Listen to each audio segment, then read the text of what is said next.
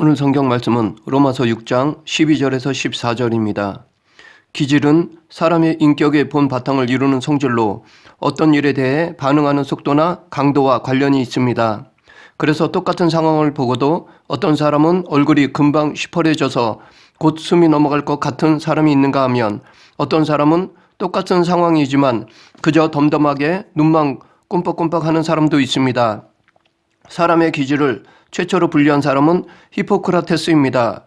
BC 4세기에 의학의 창시자로 불리는 히포크라테스는 우리 사람에게는 4가지의 액이 있다고 보았습니다. 즉 혈액에 따라 피, 점액, 황담즙, 흑담즙이 있는데 이 가운데 상대적으로 어떤 것이 더 우세하느냐에 따라 각기 다른 4가지의 기질이 형성된다고 보았습니다. 이 4가지의 기질은 다혈질, 담즙질, 우울질, 점액질로 구분합니다. 이 4가지 형질의 성격을 살펴보면 다혈질은 대체적으로 온화하고 쾌활하며 담즙질은 반응이 빠르고 성미가 급하고 우울질은 말 그대로 우울하고 상심에 잠겨 있으며 점액질은 움직임이 느리고 냉담합니다. 그런데 이 4가지 기질은 각기 장점이 있는가 하면 단점도 있습니다. 그래서 장점으로 사람들에게 칭찬을 받지만 한편으로는 그 단점 때문에 남에게 실수를 하여 욕을 먹거나 어떤 일을 하는 데 있어서 실패를 하기도 합니다. 그런데 이 기질은 우리가 만들어내는 것이 아닙니다. 인격은 내가 만들어가는 반면에 인격의 기초를 이루는 기질은 내 의지와 상관없이 태어나면서 주어진 것입니다. 그래서 어떤 훈련이나 수양으로도 바꿀 수 없는 것입니다. 이런 이유로 어떤 사람은 자기 기질을 알면서도 고치지 못하고 조심한다 하면서도 결정적인 순간에 기질이 잘못 발휘되어 곤욕을 치르기도 합니다. 사도 바울도 그의 속에 있는 이 기질 때문에 괴로워했던 흔적을 찾아볼 수 있습니다. 그는 로마서 7장 18, 19절에서 자신의 괴로운 마음을 내 속에 곧 내 육신에 선한 것이 거하지 아니하는 줄을 아노니 원함은 내게 있으나 선을 행하는 것은 없노라. 내가 원하는 바 선은 행하지 아니하고 도리어 원하지 아니하는 바 악을 행하는도다 라고 고백했습니다. 또한 24절에서 오호라 나는 공고한 사람이로다. 이 사망의 몸에서 누가 나를 건져내랴 라고 안타까워했습니다. 물론 바울의 이 말은 인간의 죄성, 즉 인간의 전적 타락을 말하는 것이지만 이 전적 타락은 영으로 시작되어 우리의 인격의 바탕인 기질로 먼저 들어옵니다. 그래서 바울의 이 탄식은 자기의 전인격을 쌓고 있는 기질로 인한 죄의 좌절로도 볼 수 있습니다. 그러면 우리가 의지적으로 다스릴 수 없는, 그렇다고 부정할 수 없는 이 기질을 우리는 어떻게 해야 하는지 살펴보겠습니다. 먼저 각 기질의 장점에 대해 살펴보겠습니다. 다혈질은 온화하고 낙천적이며 생동감이 있고 늘 즐겁게 생활합니다. 그래서 이 기질은 쉽게 자기 마음을 드러내고 표현하는데 그 사람의 표정만 봐도 그 사람이 무엇을 생각하는지 쉽게 알 수 있을 정도입니다. 이런 기질의 사람은 친구가 많고 다른 사람을 즐겁게 해줍니다. 그리고 사물을 볼 때 늘 낙관적으로 보고 사람들에게 정다움을 자연스럽게 표현합니다. 또한 이 다혈질의 사람은 의분이 있기 때문에 잘못된 일을 보면 분노하지만 반면에 연약한 사람에게는 동정적입니다. 담즙질은 의지가 강하고 독립적입니다. 우리가 하는 말 중에 그 사람은 담도 크다 라는 말을 하는데 이 말이 담즙질을 가장 간단명료하게 설명할 수 있는 말이라 할 수 있습니다. 이 기질의 사람도 다혈질처럼 행동하는데 차이점은 다혈질이 충동적으로 움직이는 반면에 이 담즙질은 계획적이고 의도적으로 움직입니다. 이런 사람은 무슨 일을 한번 시작하면 끝장을 보려 하기 때문에 목적을 세워놓으면 줄기차게 그 일을 밀고 나갑니다.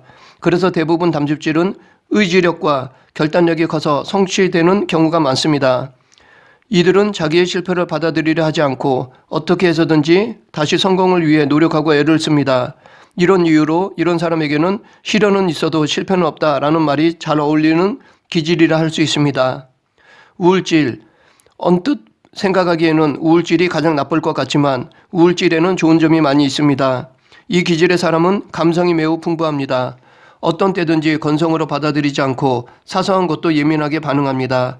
그러기에 우울질 사람은 분석적이며 다른 사람이 보지 못하는 것을 찾아냅니다. 작은 것에서도 참된 가치를 발견하고 그에 대한 이해가 높습니다. 우울질의 대부분은 이상주의자이며 완전주의적인 삶의 형태를 추구합니다. 또한 우울질은 좀처럼 친구를 잘 사귀지 못하지만 한번 친구를 사귀면 평생 그 우정을 유지합니다. 그런가 하면 이 우울질의 사람은 사람들 앞에서 나서기를 좋아하지 않기 때문에 늘 무대 뒤에서 다른 사람을 위해 희생하는 것을 기뻐합니다. 그리고 자기 분수를 알아서 자기가 할 수 없는 일은 맡지 않으려는 경향이 큽니다. 천재적인 소질을 가진 사람들의 10중 8구가 우울질의 사람들이라고 합니다.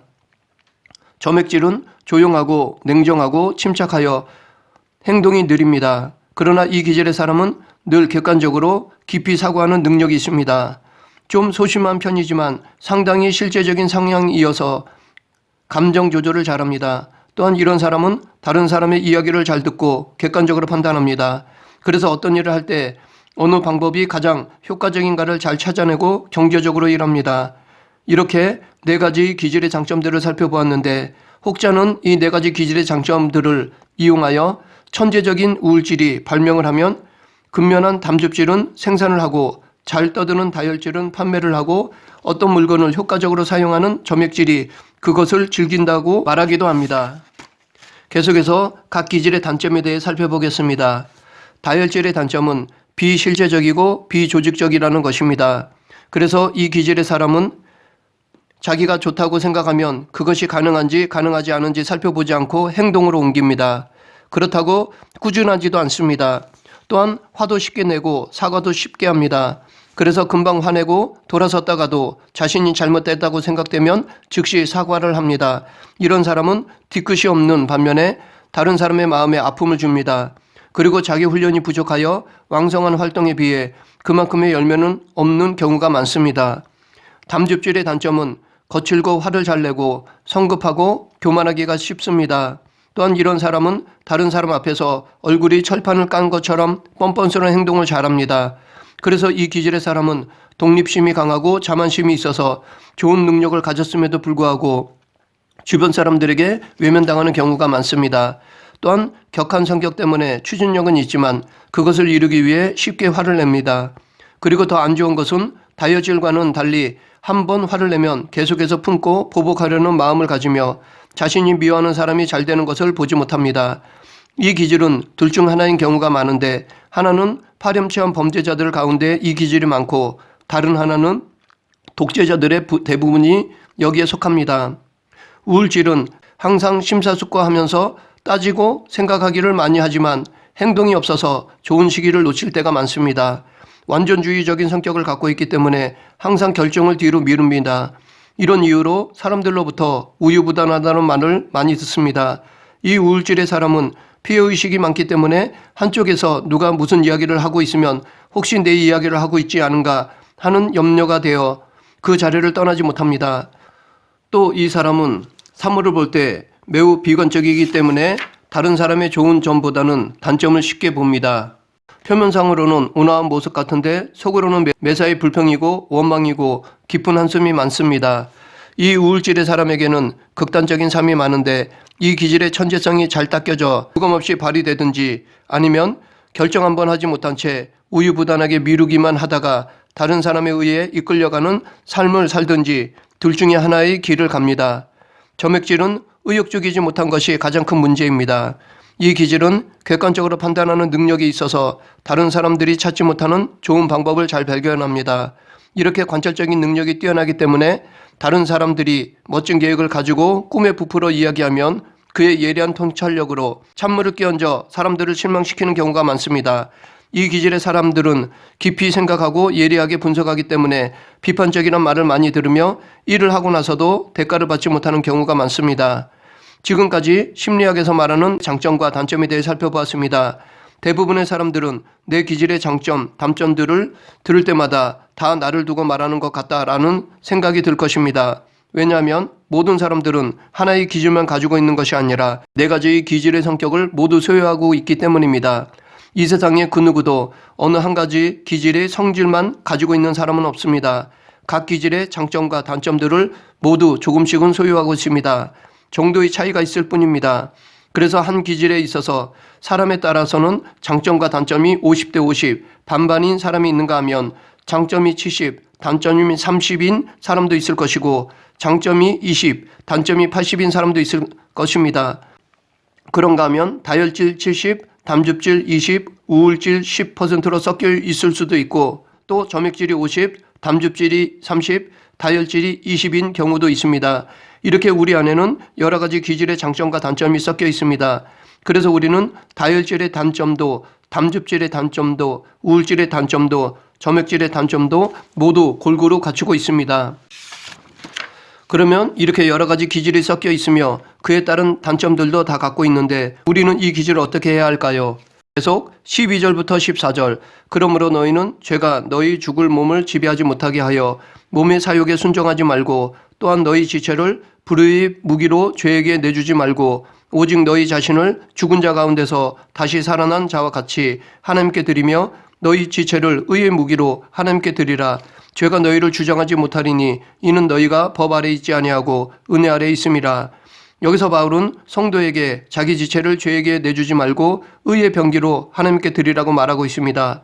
물론 바울이 이렇게 권면한 것은 구원이 우리의 노력이나 공로에 의해 이루어지는 것이라고 생각하기 때문이 아닙니다. 구원은 전적인 하나님의 은혜와 예수 그리스도에 대한 믿음으로 주어진 것입니다. 그럼에도 불구하고 성도는 하나님의 은혜와 예수 그리스도의 보혈로 죄에게서 해방된 자로서 자기를 의의 종으로 하나님께 드리는 것이 마땅한 것입니다. 성도라고 하면서 여전히 죄 가운데 거하며 죄의 종노릇을 하고 있다면 그런 사람은 예수 그리스도를 믿는 자라 할 수 없고 구원을 얻었다고 볼 수 없습니다. 그렇기 때문에 바울은 본문에서 예수 그리스도를 영접한 성도들에게 의지적으로 자기의 지체를 의의 병기로 하나님께 드리라고 권고한 것입니다. 여기서 바울은 몸의 사욕에 순종하지 말고 라고 말하고 있습니다. 이것은 정욕을 따르지 말라는 의미로 죄인 노예가 되지 말라는 것입니다. 저는 이 시간 이 말을 내 기질로 살지 말라고 바꿔 말하겠습니다. 왜냐하면 이 몸의 사욕의 가장 기본으로 깔려있는 것이 기질이기 때문입니다. 그런데 앞에서 말했듯이 이 기질은 우리가 따르기 싫다고 해서 없어지는 것이 아닙니다. 내 성격의 본 바탕이기에 어쩔 수 없이 소유하는 것이며 우리 성격을 구성하는 기본 구조입니다. 그럼에도 불구하고 그 기질대로 살아서는 안 됩니다. 왜냐하면 내 기질대로 살면 장점은 좋지만 단점도 있기 때문에 단점으로 인해 남에게 피해를 주고 더 나아가 하나님의 영광을 가리는 악한 모습이 드러나기 때문입니다. 그렇기 때문에 이렇게 내가 주장할 수 없고 수고와 노력으로 바꿀 수 없는 이 기질의 단점을 해결하기 위해서 우리는 우리의 기질을 하나님께 맡겨야 합니다. 우리 안에 있는 기질은 사단의 지배를 받으면 단점은 물론 장점도 악하게 사용되어집니다.